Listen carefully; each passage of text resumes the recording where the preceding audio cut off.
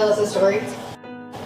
So yeah, I'd like to share a story, just a quick one, to kind of give a perspective of what I've gone through. I feel that it might be something that's just a little unique. It was about 12 years ago. I woke up. It was a normal morning. I leaned over, I kissed my wife. I went upstairs and I kissed my kids, and I got ready for work and was ready to go through my day, just like I had done every day before that. I was kind of on a down cycle, and I knew that I was on a down cycle. I wasn't aware at the particular time of even the word bipolar disorder. And so after kissing the family, I went out back and I grabbed my dog and threw my dog in the back seat, and we went for our normal day-to-day tasks, checking on job sites, checking on employees. It was about 2.5 hours after that, I found myself driving up a canyon that I'd been up hundreds of times before. It was a place for me to unplug. I made it to the top of the canyon, and I let my dog out, and she's running around, and I'm sitting in the front seat of my truck listening to music and just feeling this overwhelming sense of despair, feeling no self-worth, feeling that I didn't belong and that I didn't have a purpose in life. As I'm watching my dog and watching how happy she was and comparing what I thought was going through her mind compared to what was going through my mind, I had a moment of weakness. So in a brief moment of irrational thinking, I reached over into the center console of my truck and I grabbed my pistol and I loaded it.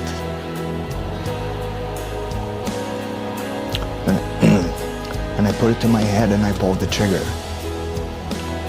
And all I got out of the deal was a click. So as I sat there thinking to myself that how in the world could I screw this up? I was done with life and I didn't want to be here anymore. So I unchambered the bullet thinking that I had screwed this up. And the bullet flipped out and landed in my lap. And I took the bullet, I picked it up and I looked at it, I examined it, and I flipped it over and I could look at the back of the bullet and I could see where the firing pin had actually hit the back of the bullet. So being where I live, I've hunted a lot, and I've had some good experience with guns. And out of every single time that I've ever shot a gun, I've never had a misfire. And this was it was a very unique moment for me, because out of all those times that there wasn't a misfire, the time that I had the gun to my head that it should have went off, it didn't. There are defining moments in people's lives that give you a sense of purpose and give you the motivation to be better. And for me, that was one of those moments. I understood that for the first time in my life, I quit, and I was never going to quit again. And so through that process, I did a lot of research. I talked to a lot of doctors and went through the testing to find out why I was like I was. And that's pretty much where I realized that the mental illness, the bipolar disorder, played a huge part of my life. I don't consider it a disorder. I don't consider it an illness. I consider it a blessing, because without having the mental blessing, I would not be sitting here in front of this camera. I wouldn't have the story to tell. So what I've realized is that my purpose now is to build the legacy, and if I can